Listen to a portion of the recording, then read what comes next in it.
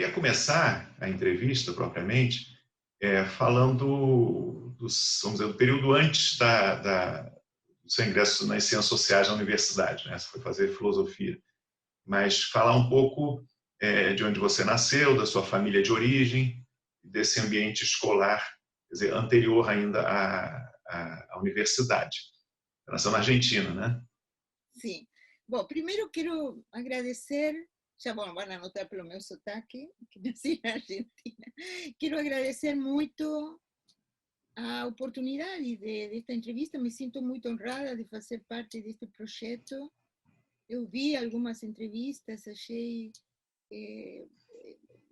digamos, uma biblioteca super rica para estudantes, para o futuro, não? E espero poder contribuir, não, em parte com toda essa reconstrução histórica das ciências sociais. Bom, eu sim, nasci na Argentina,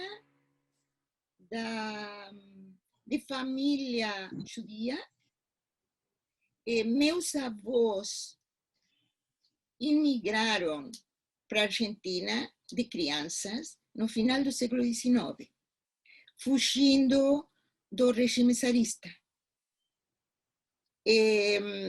Dos pogroms, dos cossacos, então eu tenho meus bisavós, dois eram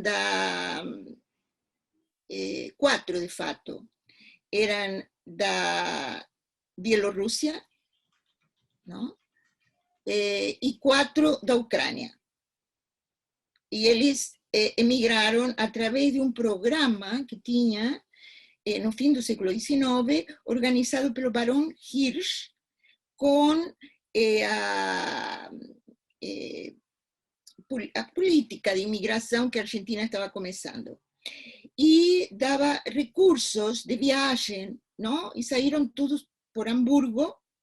Eles não se conheciam, meus bisavós, obviamente, mas saíram de Hamburgo e chegaram à província de Santa Fé, a uma colônia agrícola que ainda existe, e ainda penso algum dia a ver se vou visitar, se chama Moisés-Ville. Isto é, Moisés, o nome judeu, Ville, não, da colônia. E começaram a ser agricultores. Eles não eram agricultores originalmente, mas começaram a trabalhar na terra, meus bisavós. E aí eles tiveram um problema de invasão de lagarta, como essa que agora estão noticiando que está chegando no sul do Brasil, estava chegando no sul do Brasil, etc. E no Paraguai, na Argentina, tiveram esse problema, ficaram apavorados com isso e aí emigraram à província de Buenos Aires, a uma nova colônia judia que estava sendo fundada de forma independente do Barão Hirsch e das autoridades argentinas.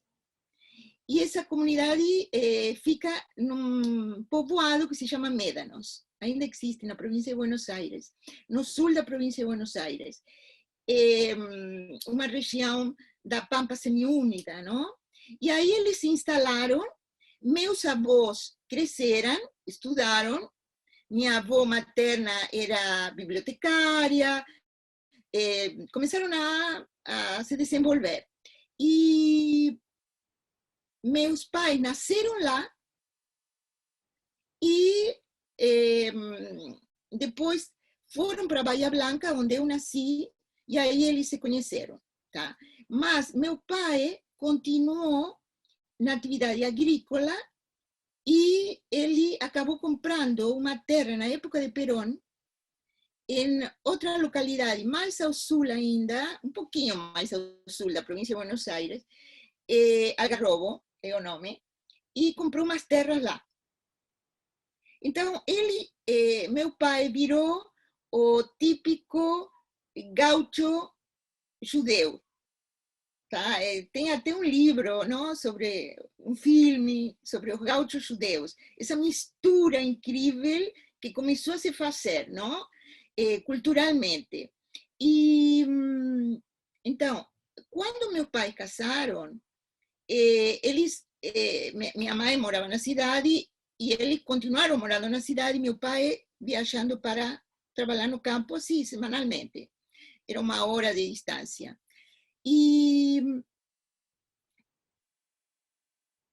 durante pouco tempo, quando meus pais casaram, ficaram morando na casa da minha avó, que minha avó tinha ficado viúva e de uma família muito extensa, e ao oposto da família de meu pai, uma família intelectual, não?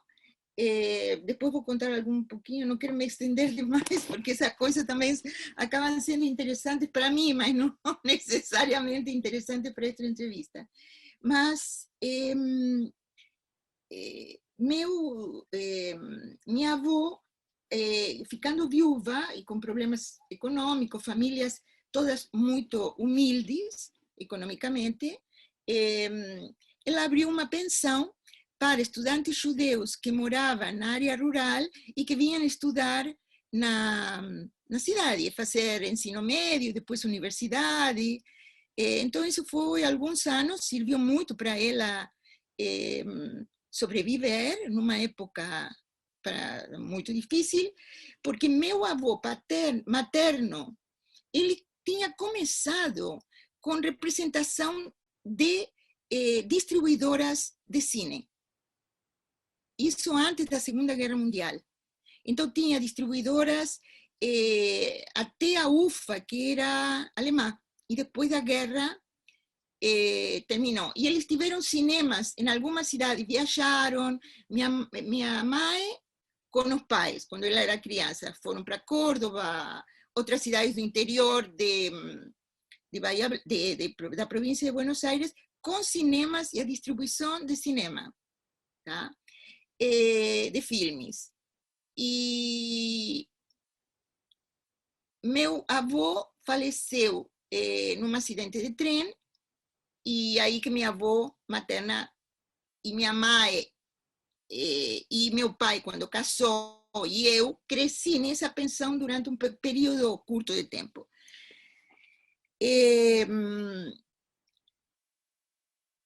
A questão intelectual do lado da família de minha mãe foi muito importante, porque minha mãe tinha um primo que foi um juiz e escritor bastante famoso, e então recebia a Borges em Bahia Blanca, tinha esse tipo de... e artistas. Qual era o nome dele, desse seu tio? Gregório Sheines. Era primo da minha mãe, primo irmão da minha mãe. E é interessante porque os outros eram 4 irmãos pelo lado, 4 irmãos primos da minha mãe, não? Filhos da irmã da minha avó materna. E ela, esta família decidiu seguir o negócio dos cinemas em Bahia Blanca e acabaram sendo os donos de todos os cinemas em Bahia Blanca. Então, eu passei toda a minha infância indo no cinema de graça, acompanhando minha mãe, porque como meu pai passava trabalhando no campo, minha mãe me levava no cinema. Então, digamos, a cultura cinematográfica virou uma paixão, junto com a questão do judaísmo, que as minhas famílias materna e paterna não eram religiosas. Minha avó materna, que teve uma influência muito grande em mim, eu vejo ela como uma pessoa mais socialista, uma perspectiva mais crítica de todo dogmatismo e de todo rigor, mas cozinhava muito bem, então todas as tradições se festejavam, não? Com boas comidas, e eu tive uma socialização judia leve, digamos. Participei toda estudei numa escola Yiddish, que é antes da escola hebraica, e um tempo, E depois continuei toda a minha socialização em termos de amigos e de inserções dentro da coletividade judaica, mas não exclusivamente, nada foi muito radical, não? No contexto da sociedade argentina da época, a gente está falando metade dos anos 50 e início dos anos 60, é isso? Exatamente. Havia um antissemitismo, não? Como é que você sentia a sua identidade? Havia muito. Eu comecei a sentir mais com 10 anos, os grupos Taquara, que eram de extrema-direita e antissemitas, isso na época ainda, talvez, do governo de Onganía, da ditadura, não? Militar de Onganía. Eu sentia, quando era criança, nunca senti discriminação por ser judia, eu particularmente.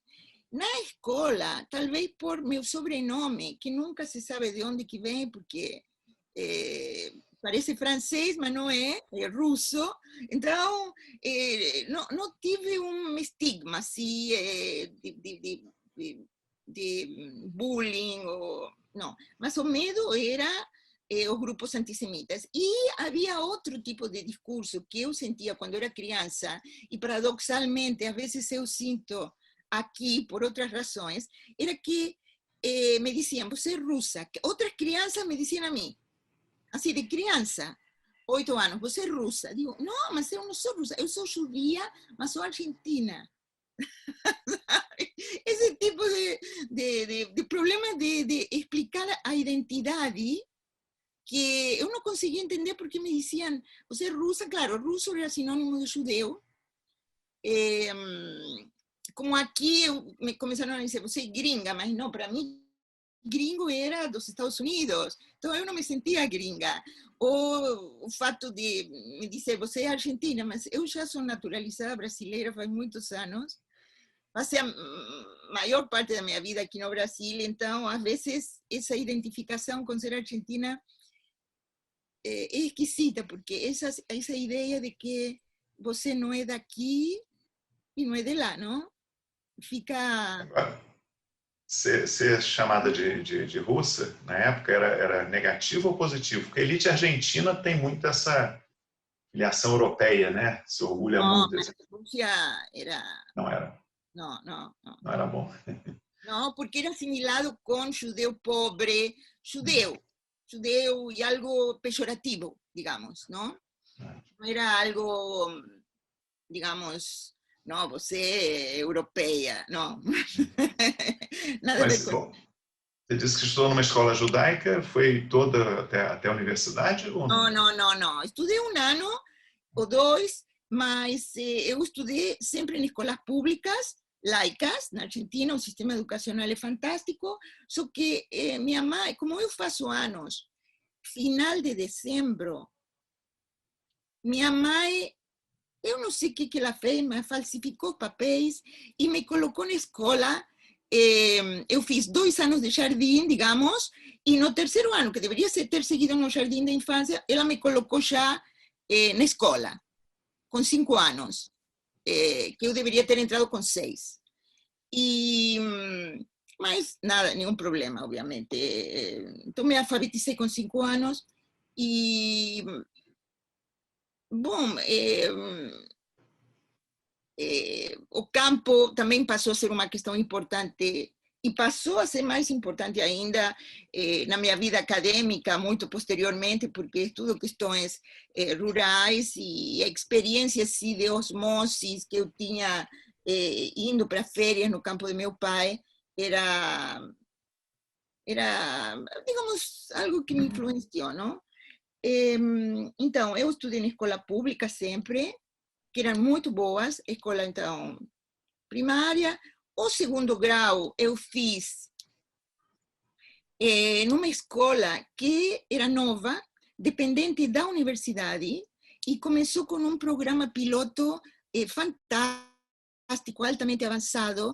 Tinha que se fazer uma seleção, tipo um vestibular para entrar.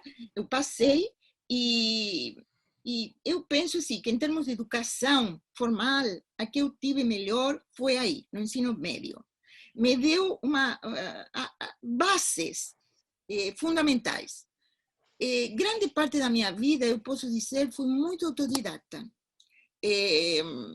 Sem desmerecer as influências, obviamente, que vou falar depois, que tive, mas muitas coisas fui assim, por intuição, seguindo e aprimorando.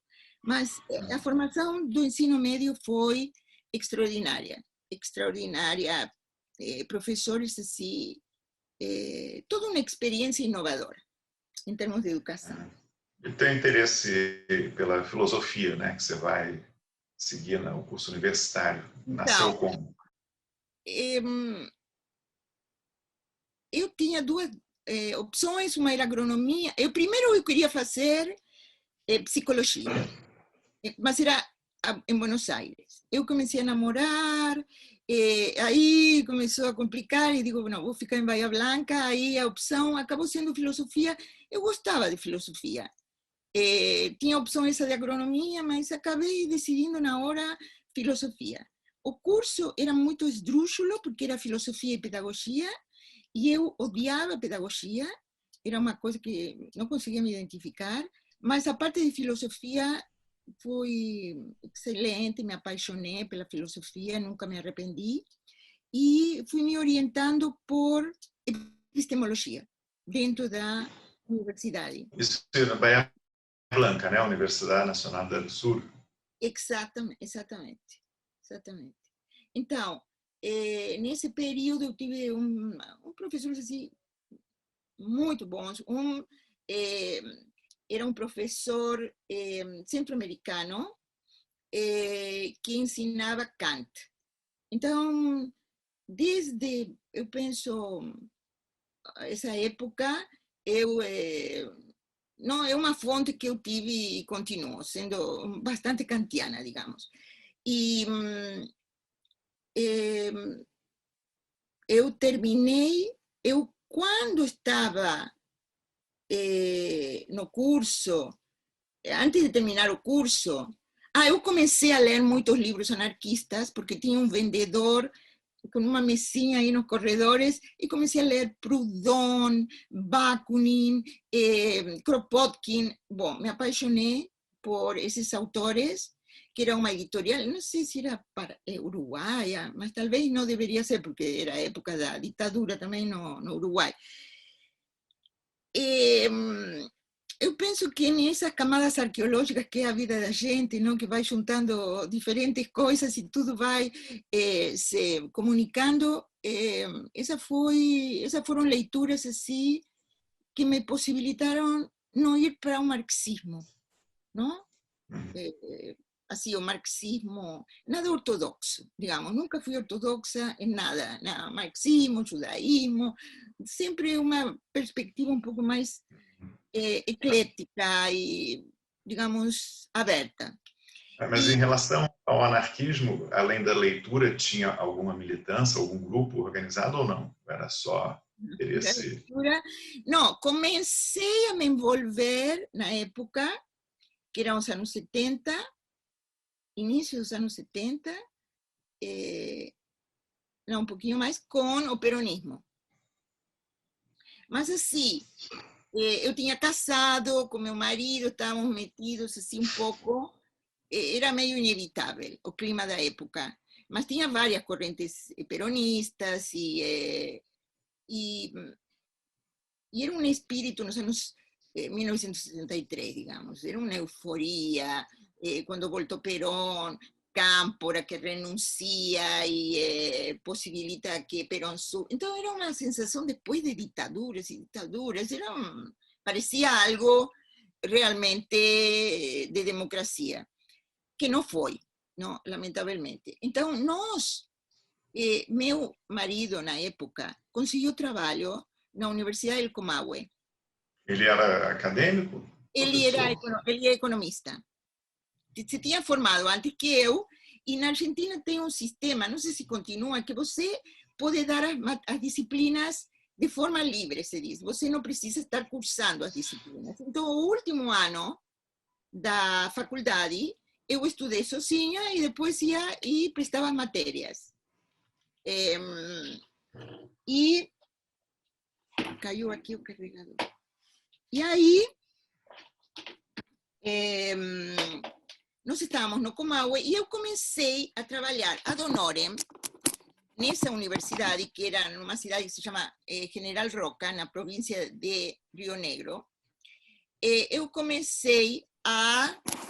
Um minuto que meu... Aí está carregado. Eu comecei a trabalhar ad honorem num grupo que estudava semiologia, dentro da Universidade del Comahue. E nesse grupo tinha um professor que se chama Hugo Lobisolo, eu perdi contato com ele, mas ele foi, assim, também uma pessoa fantástica. Entrei com todas essas histórias. Ele trabalhou no CPDOC, Hugo. Conheci o sim? Hugo Lobisolo. Sim, trabalhou alguns anos no CPDOC. Depois ele estava na Universidade Gama Filho. Ele Sim. coordenava o mestrado, se eu não me engano, em Educação Física. Educação Física, isso. Mas aí terminou a universidade e faliu. Não sei o Lobisolo para onde foi, mas ele foi para o CPDOC há alguns anos. Eu lembro bem dele.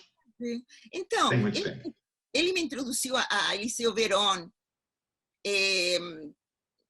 maravilhoso na época, as diferenças, conotação, denotação, problema do discurso, os livros esses analisando os dos russos, analisando os contos de fadas, os contos infantis, bom, toda uma série de... bom, eu me formei em novembro de 74 e imediatamente me contrataram na universidade, tá? Então, meu marido na época estava trabalhando como economista e eu fui contratada, mas começaram as férias. E era a época de Isabelita, porque Perón já tinha falecido em julho de 74. E Isabelita começou, bom, é um período altamente conturbado na Argentina, Isabelita começou a intervir as universidades. E a Universidade del Comahue foi intervenida por um búlgaro que se chamava Remus Tetus. E ele me demitiu em março. Então, eu fui contratada durante a férias, tive as férias pagas, mas em março já fui demitida. E meu marido também foi demitido. E fez uma limpa, não? Embora nós tínhamos saído do peronismo em 74 também. 73, início de 74, a gente se desvinculou e nunca estivemos na parte da luta armada, digamos. Era assim, eu fazia militância, eu nunca gostei de militância na universidade, achava absurdo, então eu militava no que se chamava comunidades de base na Argentina.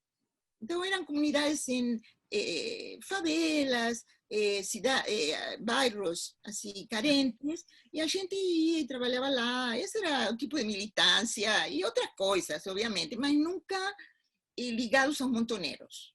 Não, a gente se manteve distante disso, apesar dos convites, não sempre para entrar. Mas aí, Celso, depois disso, a gente voltou para Bahia Blanca.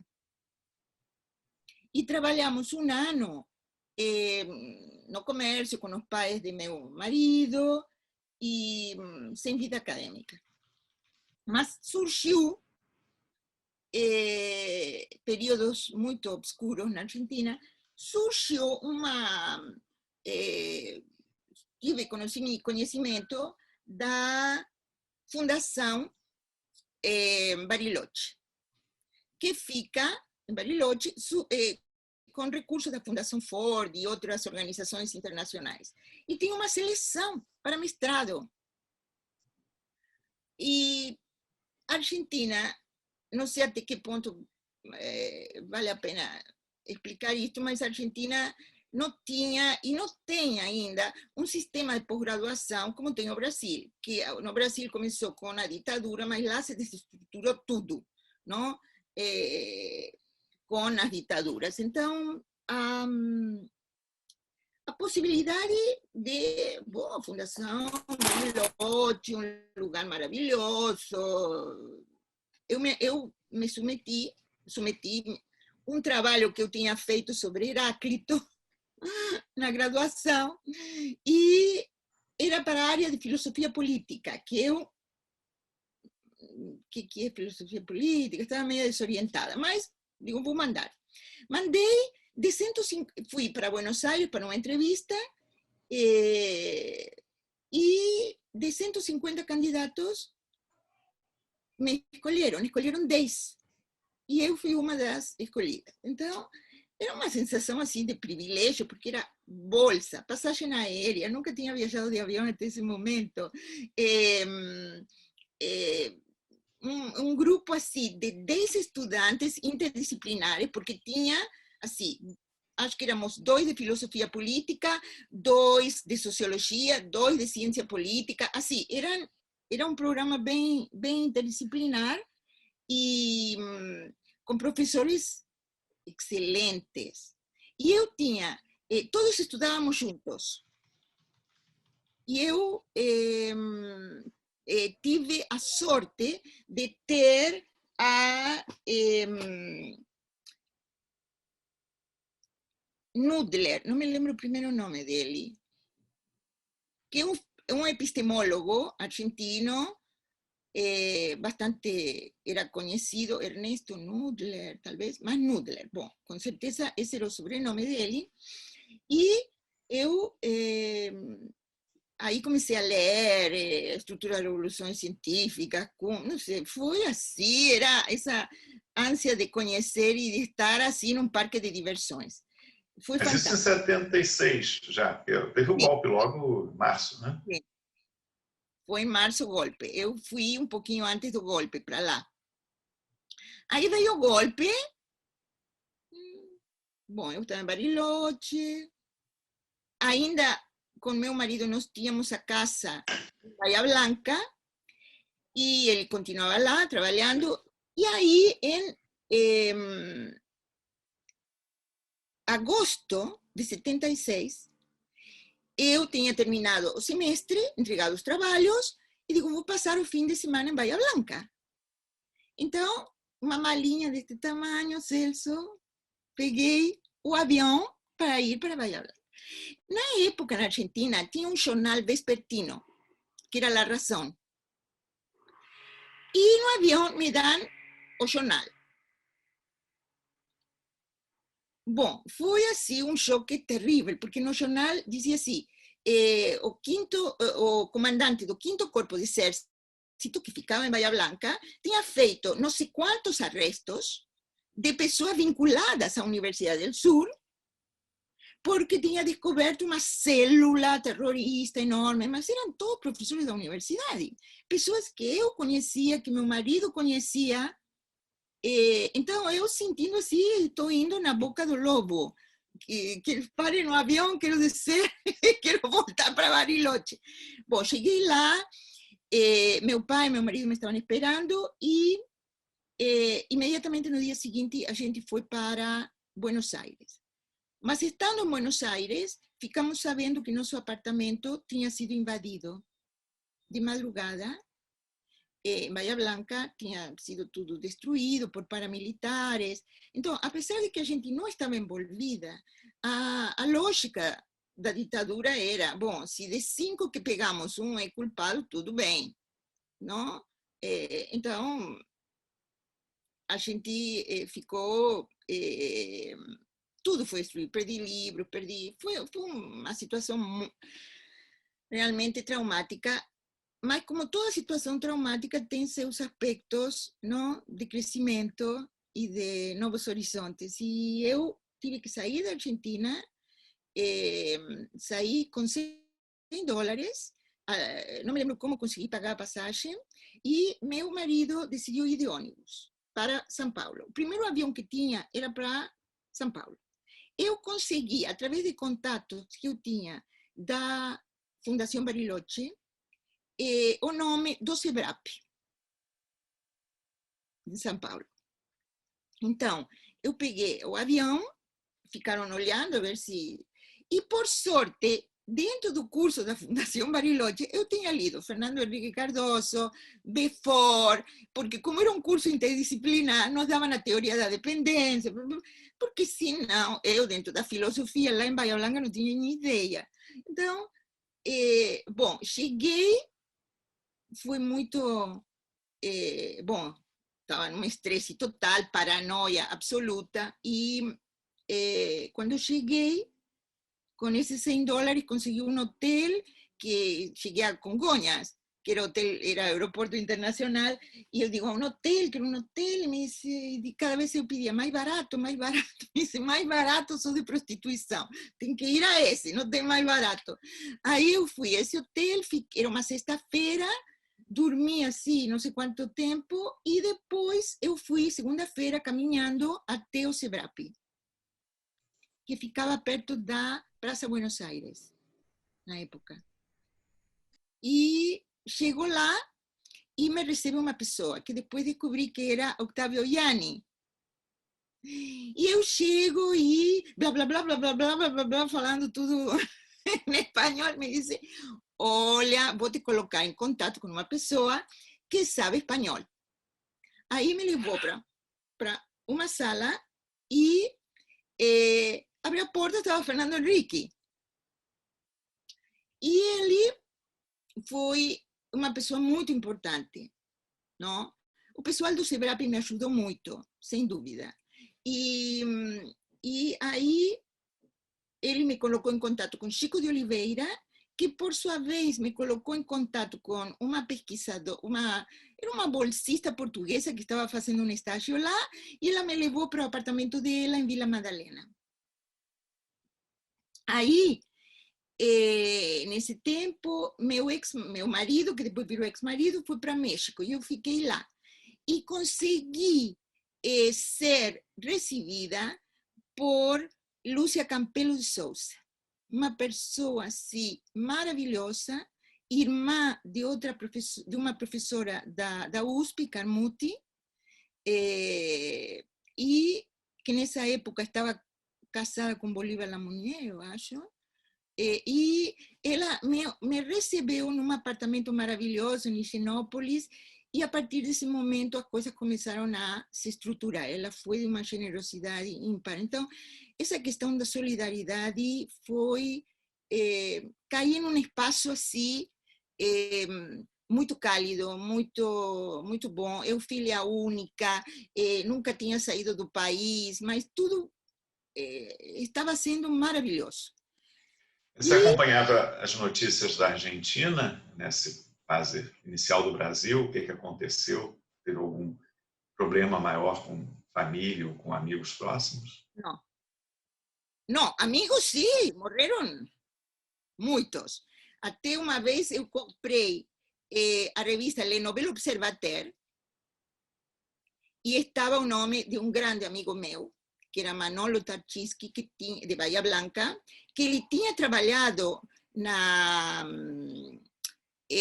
central nuclear de Bariloche também, era um físico super importante e que tinha sido baleado. Eu fiquei sabendo isso através, lendo o Nouvel Observateur, de como os intelectuais estavam sendo perseguidos e tudo, mas ele estava realmente envolvido, foi uma tristeza. E muitos amigos perdi. Obviamente que é um período terrivelmente triste, não? Perdi grandes amigas, duas grandes amigas. Bom, quando estávamos lá em São Paulo, quando estava em São Paulo, comecei outro relacionamento afetivo, etc. E começamos a ver também através dos contatos, que eram muitos. Primeiro, contatos eram nas festas do pessoal do Sebrapi. Essa foi minha introdução à vida acadêmica brasileira. E a gente conseguiu contatos com o pessoal da Unicamp, não me lembro como foi, e com Manuel Tosta Berlin, que era o coordenador do curso de Sociologia na época na Unicamp. Manuel Tosta Berlin foi maravilhoso, e acabei fazendo, bom, nesse período, são 4 meses, Celso, de, não sei, solidariedade extraordinária, até de um colega que era do possível mestrado que a gente estava aplicando lá em Campinas, a gente não tinha recursos, conseguimos uma bolsa da Suíça posteriormente, depois bolsa da CAPES, mas sem bolsa era muito difícil sobreviver. E você quer falar? Não, ia te perguntar, esse período, esses meses iniciais que você falou, você ficou com algum vínculo formal com o SEBRAP ou não, só Não, frequentava?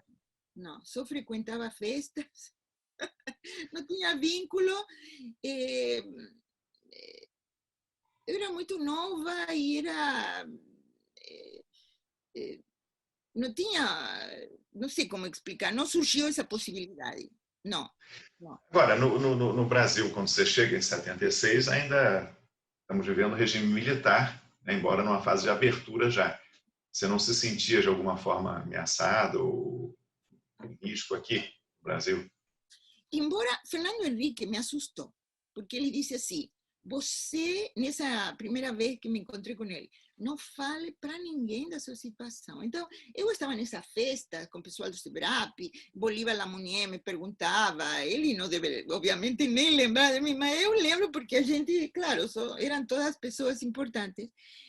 E eu não queria falar da situação, mas depois comecei a relaxar e vi que a situação estava muito diferente, sobretudo quando comecei a ir à Unicamp e ver o clima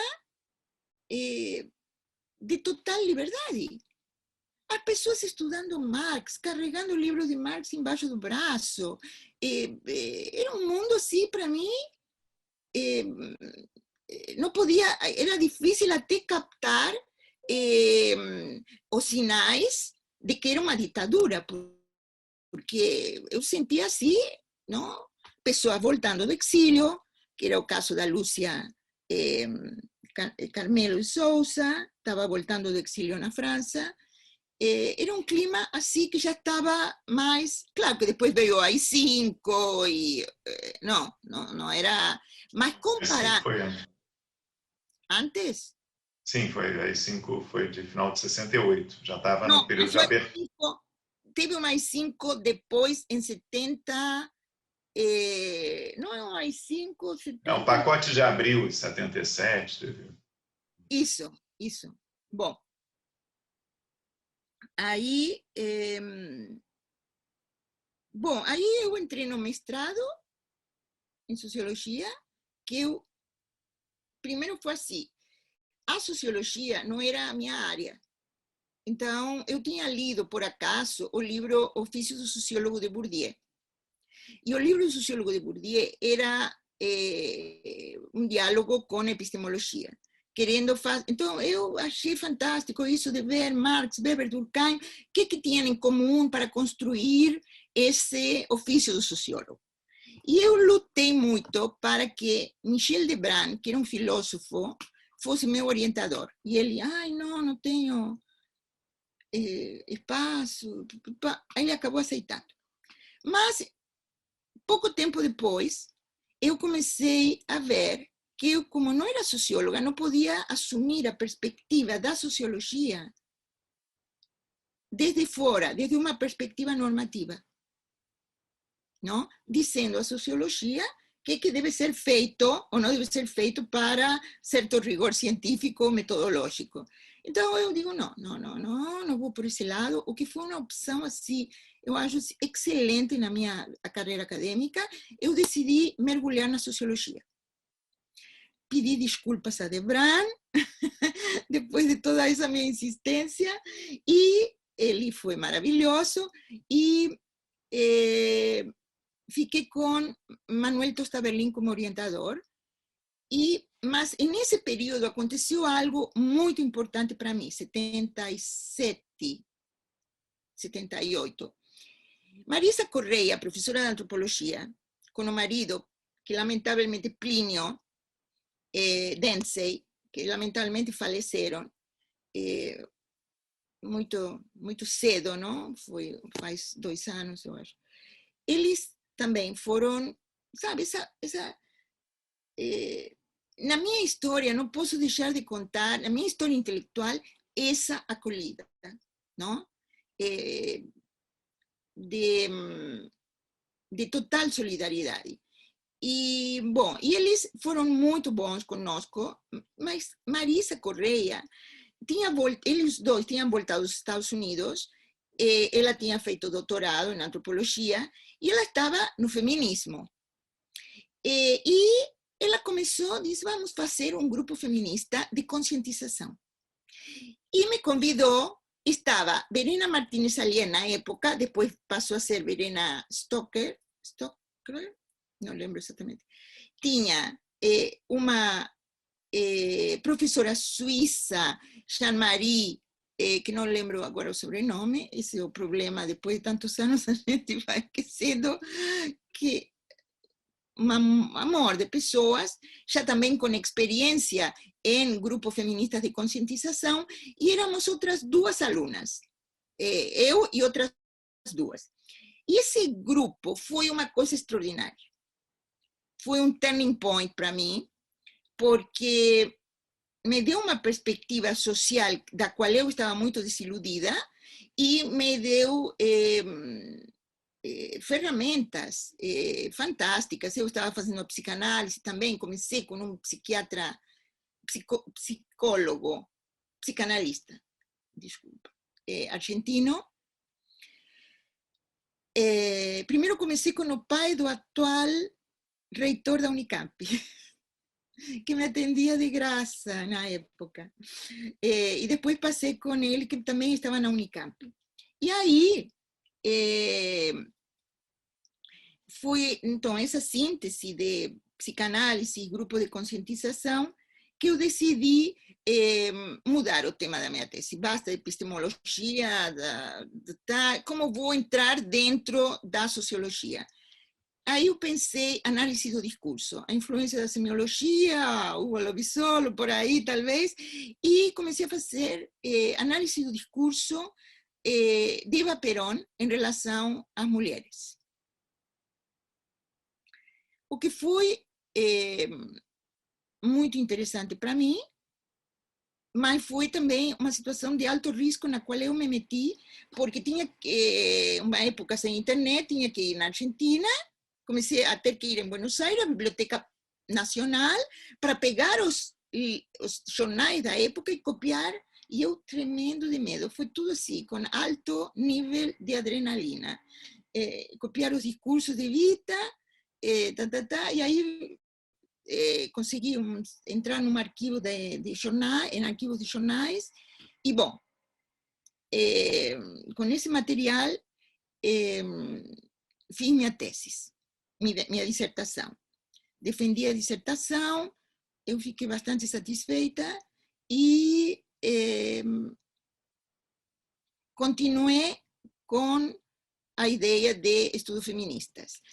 Mas na época que eu terminei o mestrado, eu já estava morando em Florianópolis, porque meu marido, na época, Eduardo Viola, que é um cientista político, digamos, da UNB, agora, ele tinha conseguido trabalho aqui em Florianópolis. A gente nunca tinha escutado falar de Florianópolis, viemos para Florianópolis.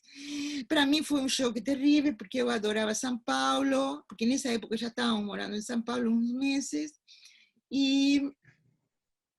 Mas eu terminei o mestrado em março de 80 e consegui trabalho imediatamente. Aí entrei na universidade. Mas não tinha grupo feminista aqui.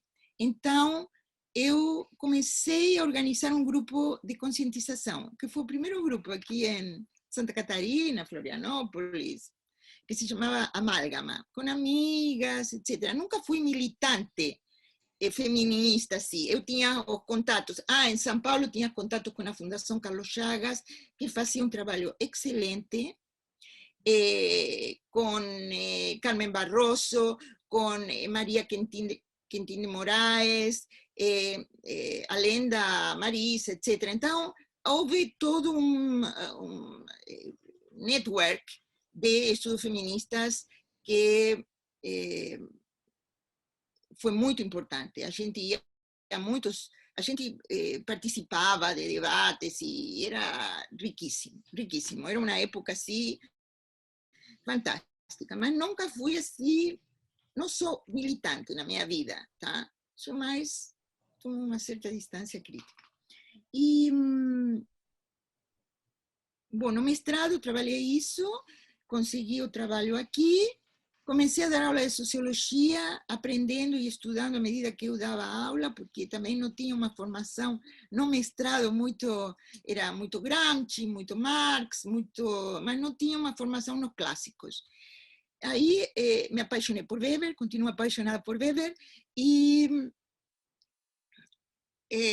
tivemos a oportunidade com Eduardo, ele foi convidado como professor em 83, 84, não lembro, para o Kellogg Institute of International Studies em South Bend, Indiana, coordenado nessa época por Guillermo O'Donnell. Então era um centro muito interessante e aí comecei fiz amizade com a esposa de um professor do Kellogg que se chama Anne Perrotin Dumont. Ela francesa, feminista, me deu assim digamos, livros e, sobretudo, os livros de Joan Scott, que trabalha a questão de gênero e não a questão feminina. E uma das insatisfações que eu tinha com a questão das pesquisas feministas era que eram muito pontuais e empiristas e faltava uma perspectiva um pouco mais integrada, não? Dentro de outros fenômenos. Quando eu li os trabalhos de Joan Scott em 84 sobre a Revolução Francesa, o papel da imagem feminina dentro da Revolução Francesa, etc., dentro dessa dinâmica, eu fui e reescrevi minha dissertação. E fiz um trabalho que depois eu acabei divulgando pouco, mas acabou sendo citado, que acabou saindo como um working paper do Kellogg. Voltei a analisar a situação de Eva Perón dentro da categoria de gênero e como o papel de Eva Perón era fundamental para a reprodução do regime político peronista. Isto é, ela, acabando com o discurso das sufragistas socialistas, assumiu digamos, eu fui muito crítica de Evita, porque ela assumiu um papel totalmente subordinado a Perón, digamos, o papel de ela em relação a Perón deveria ser o papel das massas em relação a Perón, e o papel das crianças, da educação das crianças, os livros de texto exaltando Perón, etc. E ela tomando esse papel, apesar de outras imagens positivas que ela estava passando para as mulheres, mas era um discurso altamente tradicional. E, portanto, digamos, as mulheres apareciam como esse eixo para dar possibilidades que o regime peronista se perpetuasse, através das crianças, da doutrinação, etc. Bom, aí... Quanto tempo você ficou no Kellogg Institute? Um ano. Quer dizer, voltou em 84 ao Brasil, é isso? Não, voltei... 84. Aí reassumi a universidade e comecei a participar da ANPOX nos grupos de mulher e política, que nessa época era coordenado por Fanny Tabak. Fanny Tabak. E, bom, depois teve outros anos do grupo de mulher e política, que Fanny Tabak ficou de fora, entraram outras pessoas que eram muito militantes e o diálogo começou a ficar um pouco difícil. Muito militantes em que sentido? Muito fervorosamente feminista e não com um senso crítico sobre qué categorías utilizar para análisis,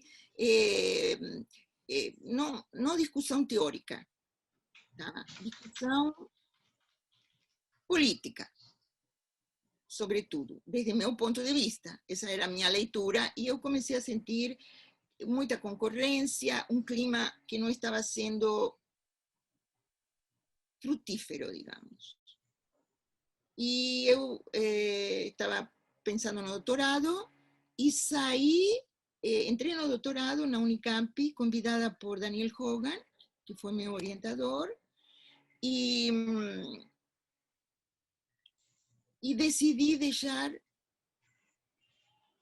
os estudos de gênero. E passei para outra área, comecei esse período, não, que todo mundo passa, de incerteza, para onde que a gente vai, bom, eu já estava fazendo macrobiótica, preocupação com a alimentação orgânica, preocupação com a alimentação, meio ambiente, bom, e aí não foi difícil chegar a entender, a me perguntar por que não tinha mais produção orgânica. E digo, isso é o que eu quero estudar no doutorado. Júlia, só para perguntar mais, essa sua mudança, vamos dizer, de tema, de área, tem a ver com essa mudança pessoal, existencial, ou foi uma mudança mais de, sei lá, saturação dos seus interesses acadêmicos, ou tinha a ver com esse clima, vamos dizer, interpessoal que ficou complicado na universidade? O que é que você acha que pesou mais? O clima interpessoal era não era na minha universidade, mas no mundo acadêmico. Isso foi algo que me... a militância cada vez maior, tomando conta, não? Isso me distanciou. Lá em Santa Catarina, eu não me lembro em que época tinha estudos de gênero, tinha a Miriam Grossi, a Carmen Real. Não era? Eu sou bandeirante nesse sentido, não, ela chegou depois. Então, era o pessoal, sobretudo, na POX, que eu encontrava e sentia, não sentia o diálogo fluindo desde minha perspectiva. Não? E existencialmente também tive um esgotamento do tema. Senti isso. Senti que precisava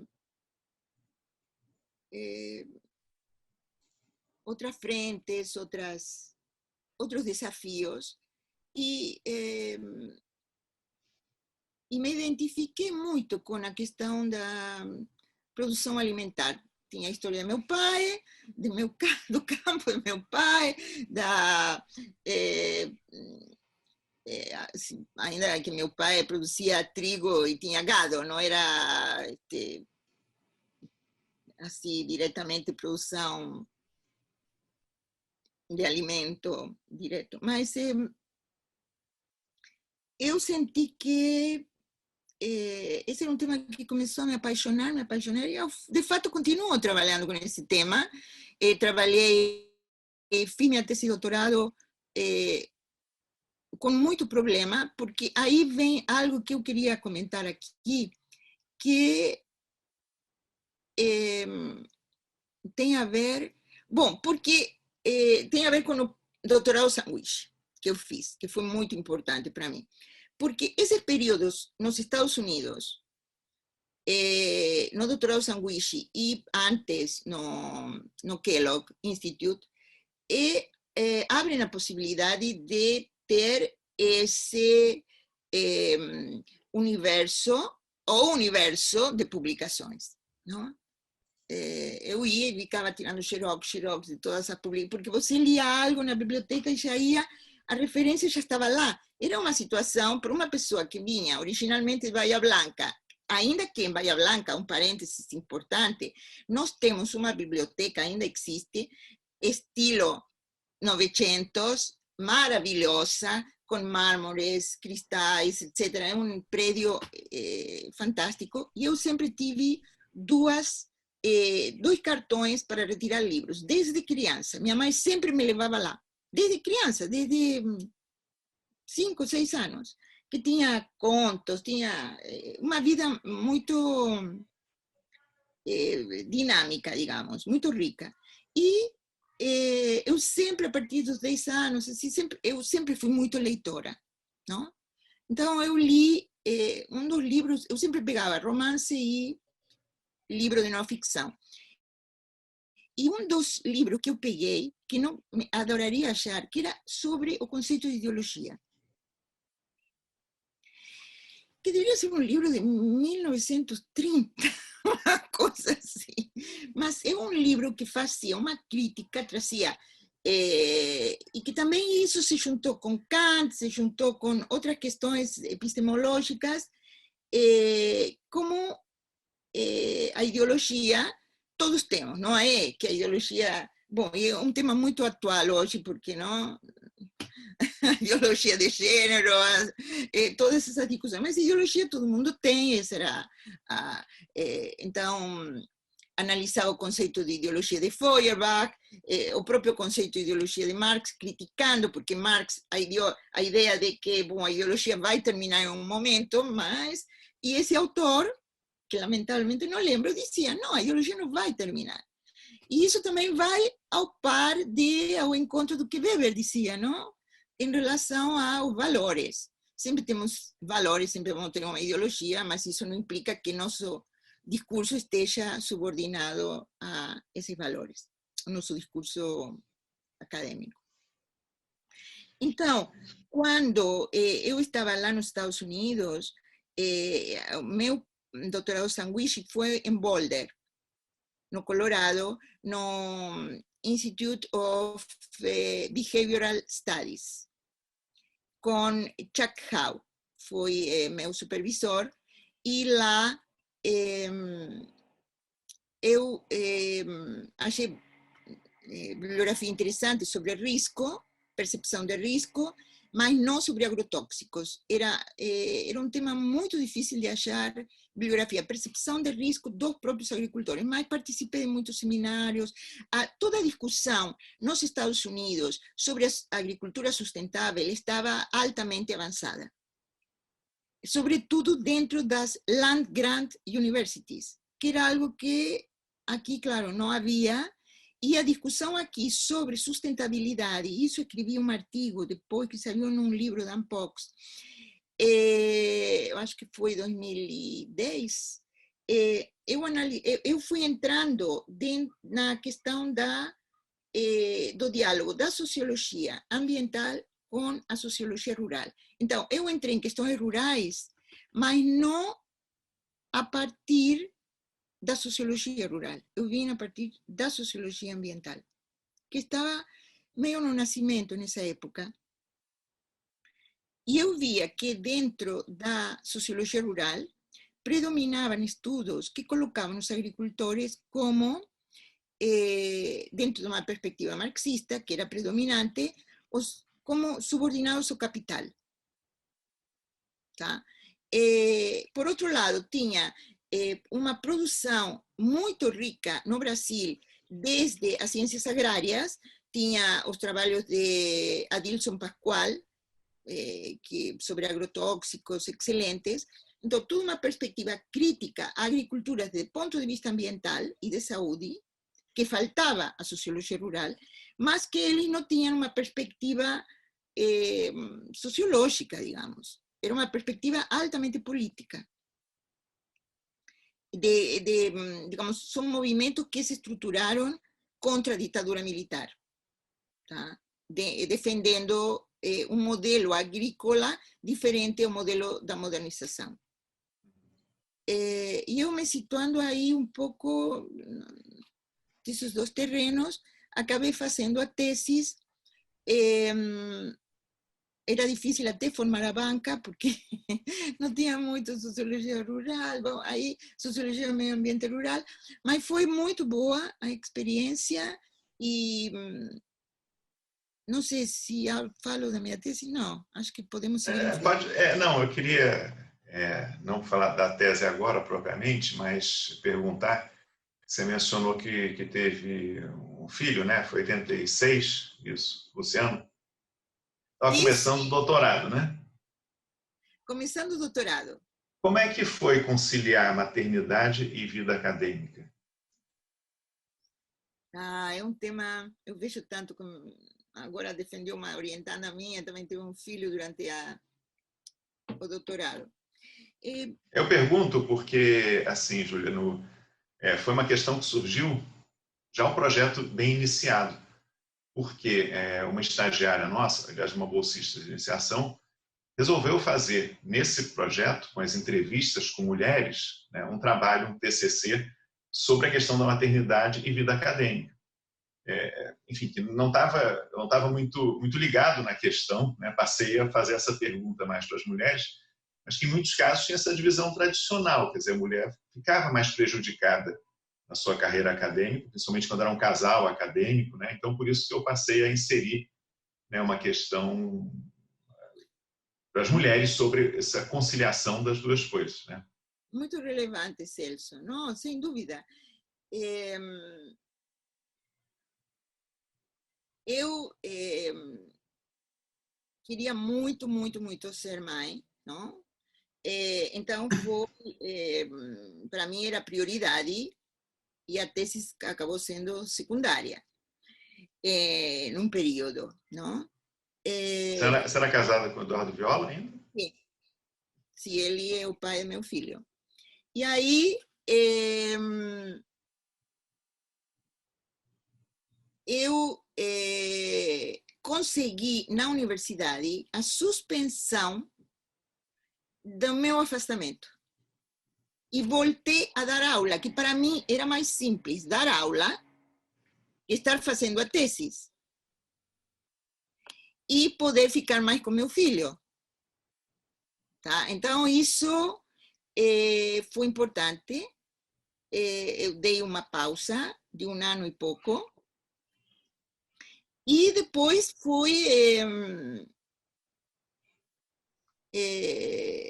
era complicado.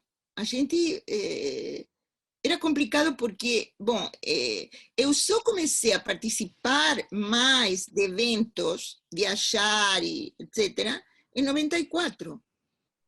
Então, você vê, houve um lapso aí onde eu fiquei dedicada à tese, dedicada ao meu filho, e dando aula, e a vida acadêmica ficou um pouco entre parênteses, não? Ficou entre parênteses. Fora o período que a gente foi para Boulder, que foi em 90, e que foi fantástico, porque a universidade tinha creche, tinha... Não, então, digamos, toda a infraestrutura maravilhosa, em todos os sentidos, e eu consegui me dedicar muito. Comprei meu primeiro computador, um laptop da Zenith, porque eu dizia assim, sem computador eu não faço. Ainda programa pirata que me deu a secretária, eram umas coisas assim esquisitas, mas tudo funcionou perfeito. Word perfect. Word Perfect, eu usava. Eu fiz sanduíche na Universidade da Flórida, 91, 92, quer dizer, um pouquinho depois de você. E tive esse choque, né? Fiquei maravilhado, porque você acessava de casa remotamente a biblioteca, escolhia os livros, né? Usava, não era internet, era BitNet. Né? Comprei lá também meu primeiro computador, que era um 386, e comecei a usar Word Perfect. Adorava, mas era complicadíssimo, né? Tinha que decorar os comandos lá. Não, eu tinha cheio de papelzinhos. Isso. Tinha umas réguazinhas, né, com os comandos que eles vendiam. Nós fizemos a partir da produção aqui desse projeto, tem um videozinho, depois a Nina bota, naquele tempo, que são trechos de entrevistas que falam dessa fase do artesanato, né, intelectual, que as pessoas datilografavam, tinham que ir à biblioteca, né, procurar bibliografia, esse tipo de coisa. Acho que vai ser interessante. Bom, só um parênteses aqui também para... Realmente, eu sentia assim, eu não ia escrever com máquina de escrever, porque sou péssima, era péssima a datilografar. Então, quando me lembro, veio uma feira aí em 90 na universidade, consegui $1.000, comprei o computador e pequeno, trouxe muito, com uma impressora também pequena. E, ainda que não tivesse muita bibliografia, o bibliotecário lá do centro no qual eu estava, ele conseguiu coisas, e foi uma ajuda importante. Bom, aí quando voltamos, eu tinha já a tese bastante avançada, acabei defendendo 92, e Você disse que foi difícil fazer a banca, montar a banca, né? Quer dizer, quem eram, vamos dizer, os interlocutores que você podia falar de sociologia ambiental, né? Que era, vamos dizer, um rótulo novo no Brasil? sim, porque começou na Ampox. Primeiro, nós estávamos em outro grupo, que não me lembro qual era, desculpa, mas aí surgiu, em 91, provavelmente, um grupo que era com Eduardo, Pedro Jacobi, Leila Ferreira da Costa, Lúcia. Nós entrevistamos o Dimas Floriani, que é Dima do Floriano Paraná. não estava, não me lembro dele nessa época. Talvez estivesse, não, não. Tinha Donald Sawyer, que ele esteve na minha banca.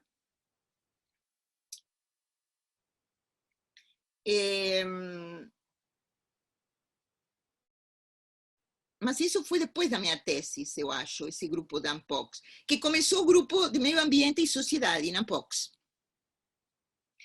E esse grupo foi maravilhoso, foi muito bom, durou alguns anos, mas depois começou a dar problema dentro da Ampox, porque não sei, as negociações lá, sabe como são as relações de poder, de influência, do grupo que se dá destaque, não se dá destaque, todas essas questões de política acadêmica, o grupo não conseguia espaço suficiente, e o grupo começou a se fortalecer.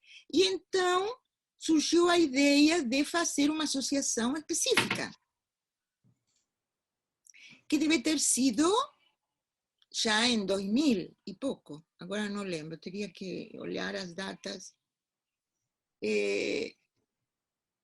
Associação Nacional de Pesquisa e Pós-Graduação em Ambiente e Sociedade, AMPAS. Então, foi uma iniciativa excelente. A primeira reunião assim, de lançamento foi talvez foi 2000, foi em São Paulo, e depois começou a ter os eventos, e começou a juntar muita gente, interessantíssima, com toda uma perspectiva interdisciplinar e interinstitucional. Não? Eu acho que a Ampox, você mencionou várias vezes a Ampox, né? Eu também comecei a participar da Ampox nessa época, em outro grupo, que era Forças Armadas, Estado e Sociedade, mas a impressão que eu tenho é que vários GTs da Ampox acabaram se tornando associações ou sociedades fazendo seus próprios congressos, né?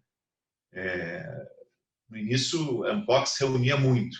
Até acho que a Ampox acabou mudando o seu papel um pouco, né, em relação a ser o grande centro, porque foram surgindo associações e congressos né, enfim, outras associações. Não sei se na sociologia ambiental você tem essa impressão também. Total. É a situação da AMPAS, que juntou sociologia ambiental, história ambiental, geografia ambiental. Os encontros passaram a ser assim, altamente diversos y enriquecedores, y primero fueron en São Paulo, perto de Campinas, alguns, depois foram em Brasília. Eu passei a ser presidente em 2008. 2008 a 2010 eu fui presidente, da AMPA, foi uma experiência excelente. Eu fiz o evento aqui, teve aqui em Florianópolis, teve umas 600 pessoas, convidados internacionais, um esforço coletivo enorme, montar a instituição, e temos a revista Ambiente e Sociedade, o editor é o Pedro Jacobi, não? E uma revista que se manteve e foi crescendo, e agora publicando em inglês e português, não? Então, a ISA também você participava, né? International Sociological Association tem um research committee sobre justamente, né, meio ambiente e sociedade. Sim, aí a partir de 94 eu fui em Bielefeld, que era, eu fiquei no grupo de agricultura, eu acho que era. Mas depois, eu acho que depois se formou o grupo de Environment and Society. E passei a participar e tenho sido muito ativa dentro desse grupo. Um grupo excelente, excelente, excelente. Fui do board, fui vice-presidente. Sempre participo, estou nos comitê de prêmio, comitê de... Então, tenho uma participação bem ativa e trato de ir a todos os encontros.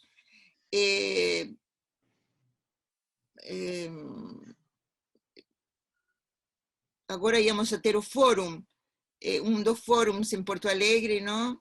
Foi suspenso, mas foi um aspecto muito importante que eu recomendo a todo mundo que participe da ISA, dentro da área de sociologia, porque esses eventos internacionais possibilita ver diferentes debates. Tem eventos que são muito dispersos, mas a ISA é muito satisfatório. Por exemplo, a LASA,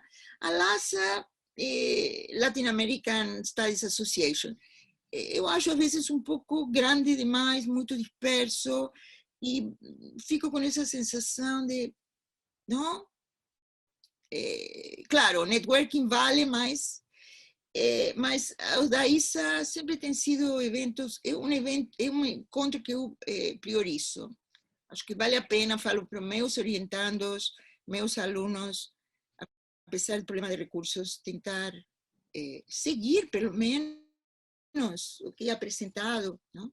E também passei a participar muito do 4S, não? Da Society, dos congressos, não? Da Society of Social Studies of Science. Porque a partir de meu interesse por epistemologia inicialmente, gênero, que também trabalhei desde a perspectiva epistemológica em um momento, meio ambiente, riscos e novas tecnologias, aí ficou um híbrido, digamos, uma articulação de temas que eu tenho uma interface enorme com Social Studies of Science and Technology, porque não só trabalhei com agrotóxicos, problemas de poluição, problemas de nanotecnologia, depois passei para os transgênicos, então também é um espaço muito rico, e tem a ESOCity, que é digamos, a branch da Social Studies of Science, da Society, aqui no Brasil. E agora sou membro do comitê científico. É um grupo fantástico de gente trabalhando e se esforçando por não, dar consistência a essa área. Assim como você falou, não? Dentro da ANPOX surgem esses pequenos ninhos e depois vão, não? Crescendo independentemente. E isso que é. Institucionalmente, você ficou sempre vinculada à Universidade Federal, né, de Santa Catarina. Você não pensou em sair em algum momento? Não ficou satisfeita lá na sua trajetória? Como é que foi? Quer dizer, saiu para o pós-doutorado depois e tal, né? sempre tentei, como, a partir de 94 comecei a viajar muito, muito, muito, muito. Tive convênios internacionais que passei a coordenar, da CAPES, a partir de 2010 até agora, são 10 anos de convênios internacionais. Então, isso me manteve bastante compensando a vida mais tranquila de Florianópolis com não? A vida cosmopolita da metrópole, que eu preciso, que eu preciso. Não sei Acho que está agora muito afetada pela essa pandemia. Eu tive vários congressos internacionais cancelados ou adiados, né? Eu não sei como é que vai ficar, porque essa, vamos dizer, sociabilidade acadêmica internacional é muito interessante. Quer dizer, não se trata de turismo acadêmico, como às vezes falam, né? Mas não sei como é que você está vivendo essa pandemia. Certamente teve viagens ou congressos cancelados ou que ficaram virtuais, né? Como é que você está vivendo? Ia ter um evento em Berlim, agora em outubro, obviamente que foi cancelado faz tempo, ficou para março, já participei faz 2 anos, porque também tem a ver com estes outros interesses que entrei na mudança climática, a partir de Beck e transgênicos, então aí estava participando participei de um workshop organizado por um centro em Potsdam, perto de Berlim, e agora ia ter outro sobre geoengenharia climática e os riscos, etc. E agora eu queria participar, tinha me convidado tudo para discutir o problema da interdisciplinariedade no diálogo sobre mudança climática. Então, esse congresso foi, os outros também, não? Julho tinha outros eventos, tudo postergado, mas eu acho que é melhor postergar em lugar de fazer online, porque estar face a face é muito importante, não? Falar o que eu queria perguntar um pouquinho sobre o Ulrich Beck, que você já mencionou, né? Quer dizer, você o conheceu, trabalhou no grupo de pesquisa dele, você podia comentar um pouco? Sim, foi uma experiência marcante para mim. Eu admirava a Beck, comecei a ler a Beck em 92, não, 94, início de 94 eu fui a Santa Bárbara a me encontrar com Anthony Giddens, tinha umas coisas para fazer com ele, e comprei The Risk Society. Quando comecei a ler, não podia parar e digo, meu Deus do céu, como não li isso antes. E, bom, foi assim, ele passou a me influenciar significativamente a partir de sua obra, embora eu escrevia algumas coisas críticas, achava que ele era um pouco ingênuo em algumas questões, faltava, isso no ano 2000, depois ele foi se autocorrigindo, mas em 2013 eu estava em Liège, onde tinha um convênio com a Universidade de Liège, na Bélgica. E ia ficar uns meses. Eu estava afastada para sabático, para postdoc. Depois fui terminar o postdoc na NYU com Marion Nestle, uma pesquisadora. E aí, nesse período, em Liège, eu recebi o convite de uma argentina que trabalha com divulgação científica e tinha um cargo dentro da Universidade de San Martín, em Buenos Aires, e me disse, olha, Beck veio aqui e nosso reitor quer fazer parceria com ele e eu gostaria que você participasse. Tá? E nós vamos ter uma reunião em Munique mês que vem. Digo, mas eu estou aqui do lado, vamos nos encontrar. Então fui lá, nos encontramos, e a partir desse momento ele nos incorporou dentro do projeto como, claro, não éramos do núcleo duro, mas ele nos recebeu, depois, digamos, até com recursos e tudo, ele tinha esse projeto financiado pela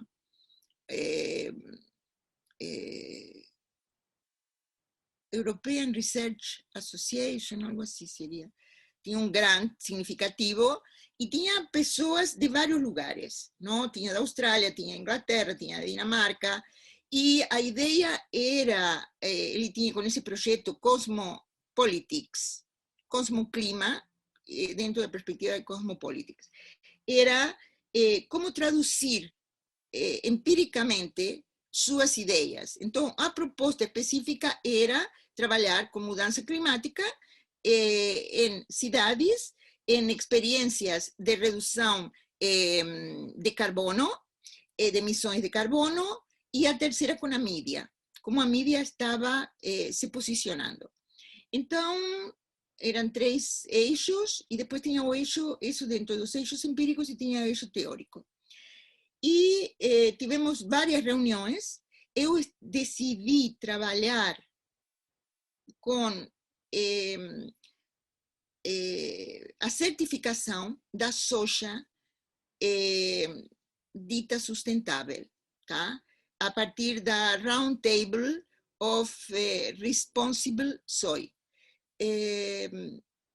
que estabelece uma rede, como meu argumento é esse, agora até vai sair um capítulo de um livro sobre isso, estabelece uma rede cosmopolita, onde se estabelecem parâmetros de estándares. Eu fui estudando outras coisas, mas dentro dos princípios teóricos de Beck.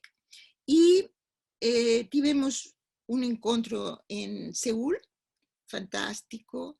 Ele é uma celebrity em Seul, foi muito, muito interessante ver ele, e ele deu uma humildade, é uma pessoa assim que me impactou isso, porque eu conhecia Tony Giddens é uma pessoa, digamos, bastante,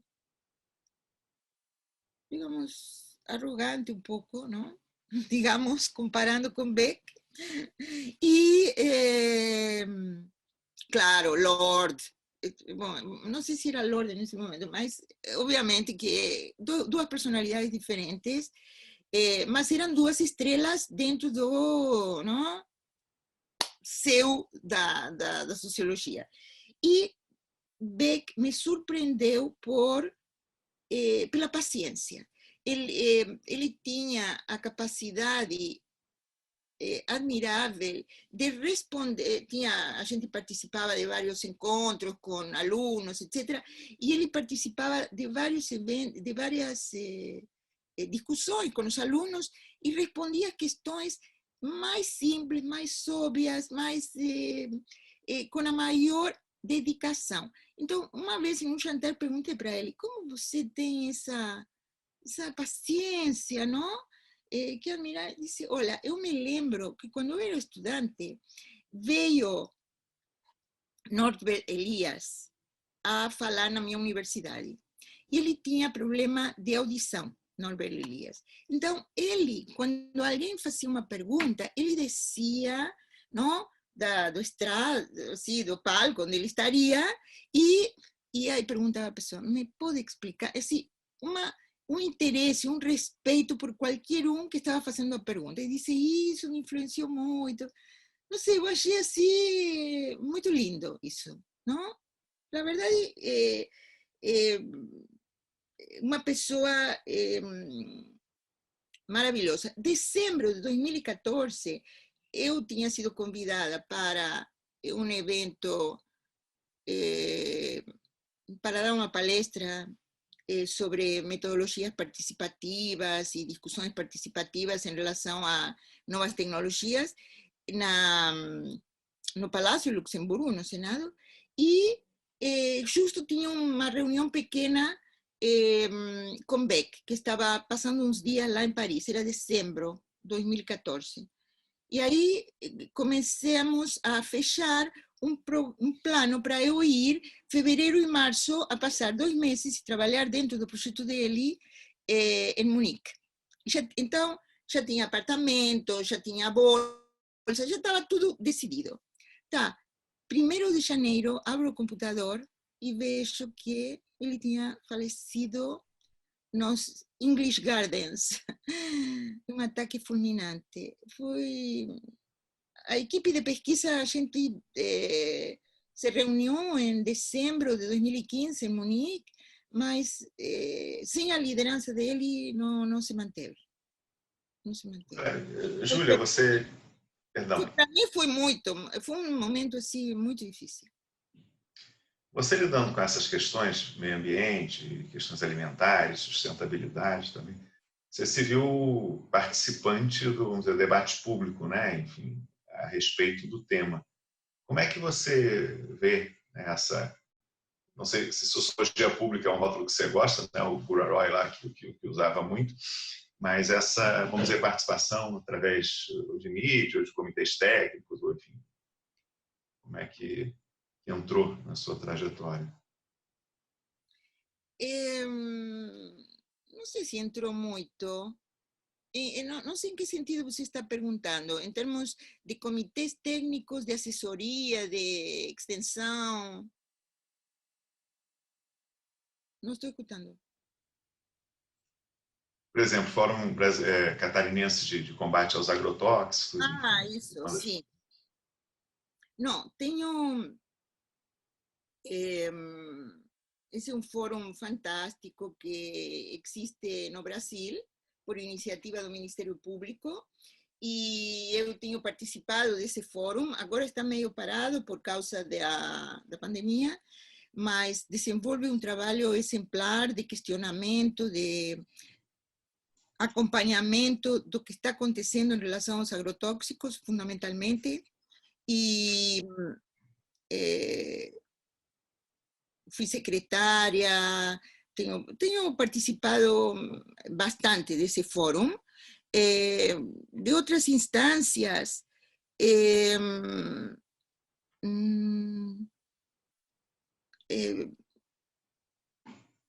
não sei, não é um foco a extensão, fundamentalmente. Eu tenho tenho dado cursos para pessoal de Embraer, de Extensão Rural, de Embrapa, Emater, digo, não Embraer. Pois é, Emater. Sobre a importância, como trabalhar com metodologias participativas, como sensibilizar os agricultores para, cursos bem práticos, como sensibilizar os agricultores para se protegerem em relação aos agrotóxicos, como se proteger, como utilizar menos, etc. Então, tenho participado de grupos de defesa dos direitos do consumidor também. São questões que me motivam significativamente. Mas eu acho que a contribuição principal que eu posso dar é nesse sentido de... agora estou discutindo com o pessoal do LabShore, da Unicamp, a questão da comunicação de riscos dentro de um projeto de mudança climática. Porque, você veja, agora estamos em um momento terrível de fake news e de negacionismo. E isso, desde o ponto de vista de Social Studies of Science, é muito preocupante. Então, como comunicar? Você poderia... o LabShore tem toda uma orientação fantástica, uma experiência de longa data de comunicação e divulgação científica. Mas um desafio que eu considero difícil de vencer é o problema da falta de atenção que têm as pessoas hoje na leitura. As pessoas não se concentram, não leem muito pouco. E o que leem? Leem WhatsApp, leem Facebook, leem um Twitter, ou veem algo no TikTok. Então, o espectro de atenção é mínimo. Quem lê uma nota completa? Tá? Então, faz pouco tempo, uma pessoa que eu conheço, que formação universitária, etc., me disse, não, eu não deixo que apliquem o aparelho esse de medição de temperatura na minha testa, quando entro nos lugares. Eu digo, mas por quê? Não, porque isso está demonstrado que pode provocar câncer, que pode... Não sei. Bom, Aí fui, entrei na internet, procurei. A primeira coisa que eu pensei, fake news. As pessoas leem algo no Facebook, uma nota, e então, como você luta contra o negacionismo também? Como você agora, com este problema que houve da vacina, faz pouco tempo da vacina de Oxford, o movimento antivacina já está achando que, bom, vamos aproveitar isso porque está mostrando que a vacina não é confiável, as vacinas não são confiáveis. Então, como você lida com isso? Não é com grandes textos em jornais, podcasts são longos, é um desafio da comunicação científica e eu acho que é algo que me interessaria, de envolvimento mais social, de poder pensar esse aspecto. Isso é algo, digamos, que eu estou trabalhando. Primeiro tinha começado a trabalhar com o movimento antivacinas e agora se junta com o negacionismo, etc., porque as teorias conspiratórias, lamentavelmente, que juntam pessoas que são de direita, pessoas que são ignorantes, pessoas que são natureba, etc., as teorias conspiracionistas juntam todo e pegan muito facilmente, em épocas onde as pessoas não são capazes nem de colocar no Google uma simples búsqueda, será que isso é verdade ou não? E tudo isso se junta em parte com questões que eu vinha trabalhando, e eu acho que eu posso contribuir com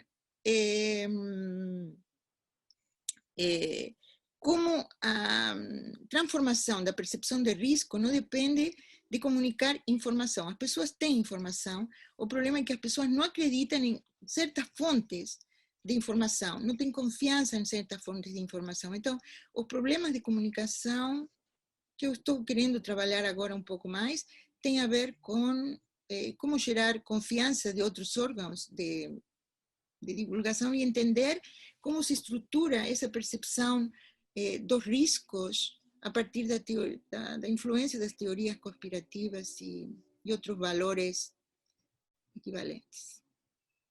É um desafio, né? Tem uma desafio corrente anticientífica muito forte, né? Nesse negacionismo. E tem o problema de que certas correntes dentro dos Social Studies of Science, até o próprio Bruno Latour, Isabel Stengers, etc., na ideia de relativizar um pouco o conhecimento científico como outro tipo de conhecimento, podem levar também a relativizar a importância que tem o conhecimento científico. Latour tem revisado significativamente suas posições para evitar esses relativismos, ¿no? Que são altamente perigosos neste momento. Mas se eu te perguntar sobre vamos dizer, a comunidade acadêmica, né, de sociologia ambiental dentro desse grande rótulo, como é que você acompanhou desde o início, né, quando você estava na, vamos dizer, constituição desse campo no Brasil e 3 décadas depois, como é que você vê a transformação? O que aconteceu nesse campo de pesquisa, de conhecimento? Bom, eu acho que teve um crescimento fantástico, enorme. Tem a quantidade de artigos, eu participo também, de alguma forma indireta, não tanto como os editores da revista Ambiente e Sociedade, mas a gente vê a qualidade dos artigos que são enviados, os trabalhos que são apresentados na AMPAS. Eu vejo como uma área que tem crescido enormemente, tem reconhecimento, tem diálogo com outras subáreas, e, por um lado, eu escrevi isso faz muitos anos, mas o fato de que Beck e Giddens trouxeram desde a teoria social, não? A preocupação deles dentro da teoria social, trouxeram a questão dos riscos ambientais como fundamentais para mudar a sociedade, levou a que a sociologia ambiental, os digamos, as ciências sociais ambientais, não ficassem exclusivamente como uma sub-área, mas como algo decisivo para entender nossa época. Então, se nós estamos discutindo a política de Bolsonaro e não discutimos a política ambiental, não dá. Temos que juntar tudo, a política ambiental. Que significa? Que significa a política ambiental do Brasil com os problemas do comércio internacional, com a entrada do Brasil em comércios, em acordo com a União Europeia, etc. Não dá para desintegrar as abordagens. Então, a questão ambiental tem academicamente, acredito, uma centralidade reconhecida hoje para debater questões políticas, econômicas e sociais na nossa época, não no Brasil exclusivamente.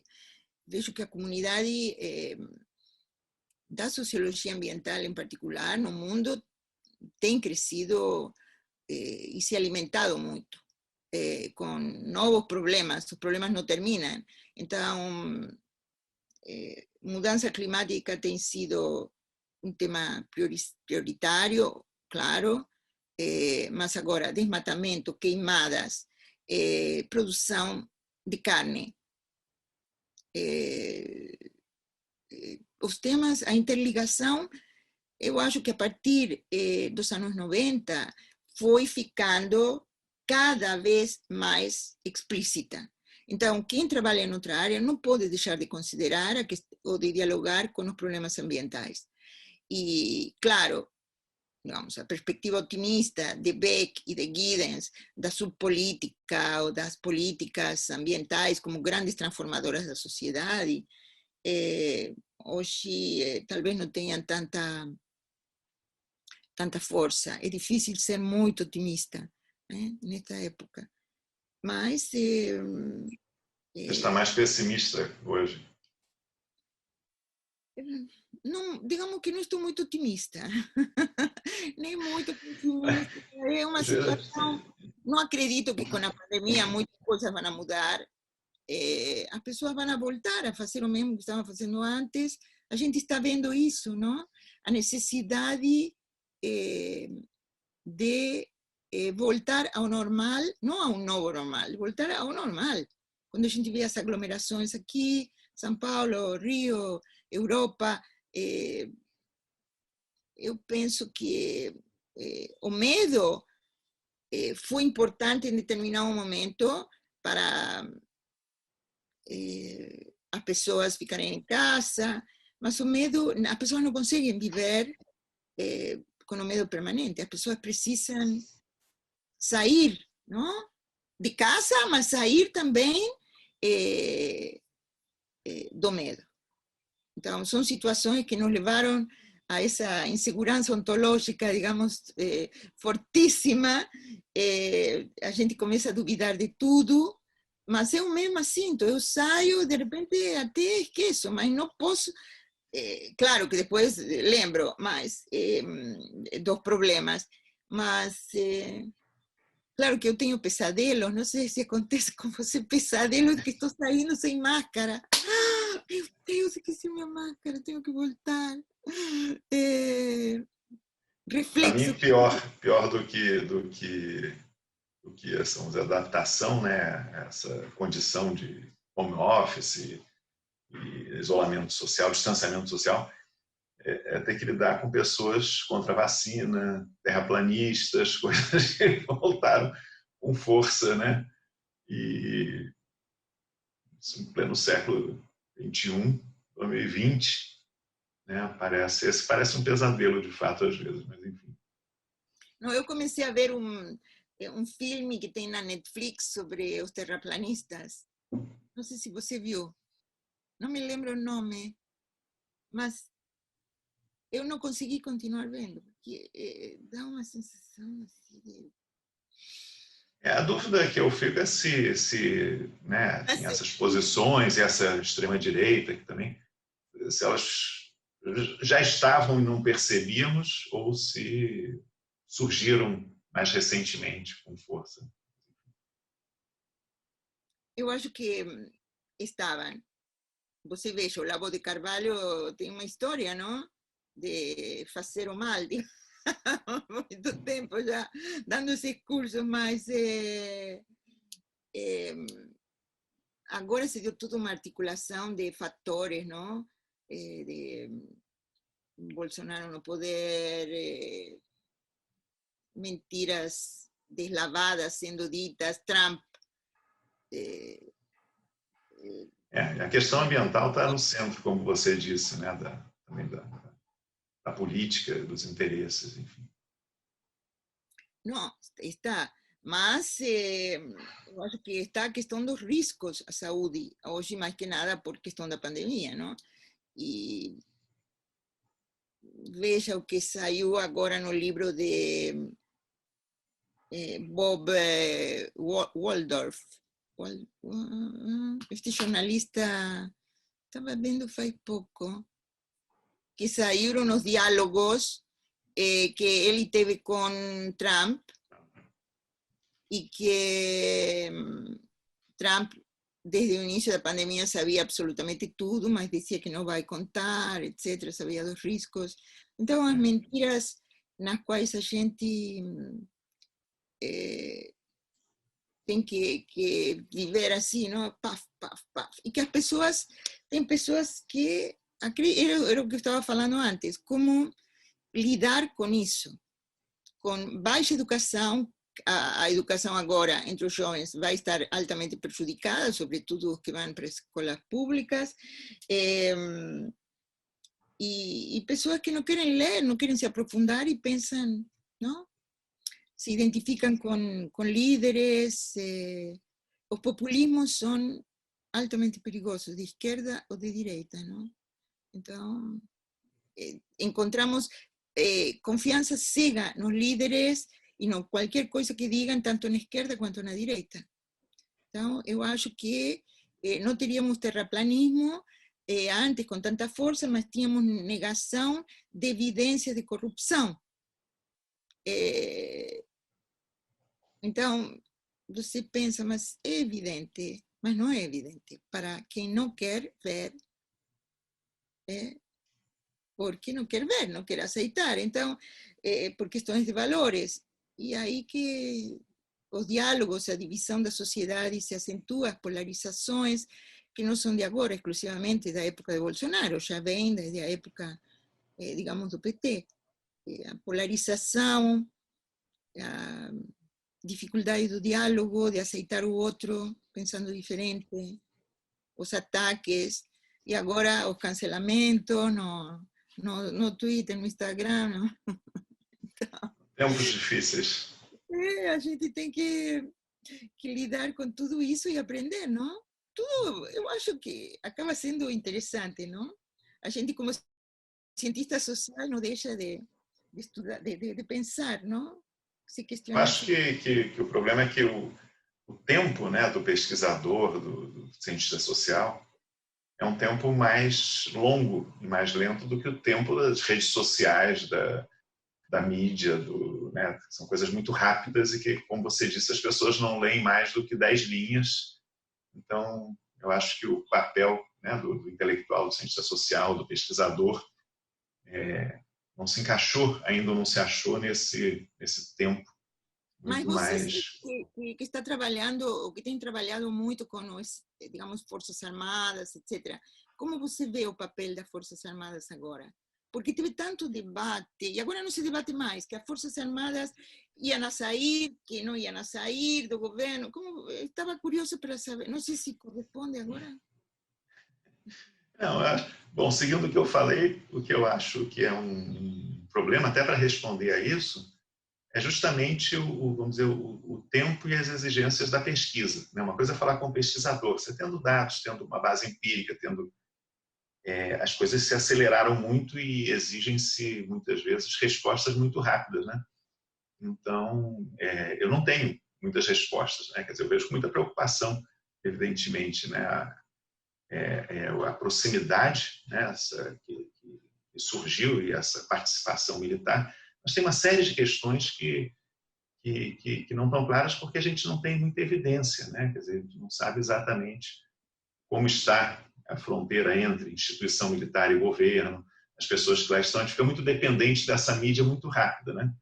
Então, eu acho que esse espaço da investigação, da pesquisa, que é um espaço que demanda, né, um cuidado, uma atenção maior, ele fica muito dificultado agora. Vejo com preocupação, assim, para responder, eu acho que deu-se 2 passos para trás, né? Quer dizer, acho que desde o fim da transição, nova república, democracia, as coisas estavam razoavelmente tranquilas, embora tendo, né, vamos dizer, espaços preservados para os militares, forças armadas, mas eu acho que agora deu-se um passo ou 2 para trás. Vai ser algo demorado e difícil de resolver. Enfim. Mas, Júlia, olha, estamos chegando aqui a 2 horas já da entrevista, né? Fomos da Argentina, de Bahía Blanca aos tempos de hoje, na verdade, da Rússia aos tempos de hoje, né? Não, eu sou a típica judia errante, não, de família judia errante, porque os únicos que viveram digamos, nasceram, o único que morreu e nasceu na Argentina foi meu pai. Minha mãe faleceu aqui no Brasil, estava morando comigo. Então, eu saí da Argentina. Então, a história de imigração, não sei se você entrevistou outras pessoas imigrantes assim? Sim, tem pessoas que o Hector Sampierre, né, da Unesp, que fez filosofia também originalmente, né, também fugiu da Argentina, foi para a Unicamp também, né, para filosofia. Depois migrou, hoje está mais na área de defesa e relações internacionais, mais ou menos na mesma época. Como se chama, Hector? Sampierre. Não, não conheço. Ele saiu também da Argentina nas mesmas condições, rápido, foi para a Unicamp, foi acolhido lá com muita dificuldade. E, enfim, é uma questão muito... Vários estiveram no exílio, no Chile ou na Europa. É um outro tema bom. Eu acho que esse acervo que a gente está fazendo de entrevistas pode ser muito útil para pesquisadores, alunos fazerem, né, esses recortes, experiências, né, às vezes coletivas, por exemplo, do exílio ou da construção de algumas instituições da área. E acho que a entrevista foi ótima para a gente cobrir também essa área que estava pouco presente ainda da sociologia ambiental. Para registrar essa hospitalidade e receptividade fantástica, não? Eu nunca olhei para trás. Não, quero voltar para a Argentina. Eu, sinceramente, quero dizer isto agora no final. Sou muito grata de ter vindo, claro, não foi opção, foi o primeiro avião que eu consegui, eu acabei ficando, mas sou muito grata de ter saído da Argentina. Porque na Argentina não teria tido carreira acadêmica. A carreira acadêmica é altamente difícil, é uma luta, eu vejo como se sacrificam, e aqui não só encontrei a solidariedade, mas encontrei a possibilidade de crescer, de ter bolsa para estudar, conseguir meu trabalho, mas ter bolsa sendo estrangeiro, isso são coisas que as bolsas, todo o sistema de pós-graduação aqui é fantástico, não? Agora está sofrendo tantos ataques, lamentavelmente, mas, bom. Olha, Júlia, não queria deixar de fazer uma última pergunta que eu costumo fazer para os entrevistados. Se você tivesse que destacar um livro, enfim, que você leu em algum momento da trajetória que foi assim, mais marcante, você teria, o que te vem à mente? Bom, eu falei da Sociedade de Risco, não? De Beck. É um livro...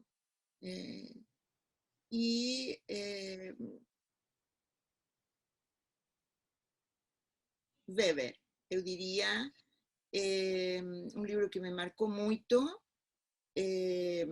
ese libro que ven con dois artigos de él que se llama Ensaios de Sociologia, acho, que tem a ciência como vocação. A política como A vocação. política como vocação, e o primeiro artigo... A ciência como vocação. A ciência, a ciência e a política, né? São os dois.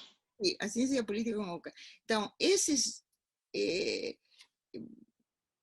sim, me influenciaram muito. Eu acho que a ideia de pluralismo causal, a ideia da realidade completamente infinita, o conhecimento que não esgota a realidade, etc, etc. Tudo isso, eu acho que todo aluno de ciências sociais deve ler com muito cuidado. Concordo. Bom, Júlia, olha, muito obrigado. Foi um prazer entrevistá-la e contente também que funcionou muito bem. A Nina está aí gravando, pode dizer, né? Mas acho que foi uma boa experiência, primeira entrevista e, enfim, temos que nos adaptar aos tempos que estamos vivendo, né? Mas, enfim, agradeço mais uma vez aí a sua colaboração. E eu gostaria Não, eu gostaria muito de agradecer. É uma pena que tem nomes que a gente não lembra, mas foi muito bom. Me sinto muito honrada de estar deixando esta experiência de vida.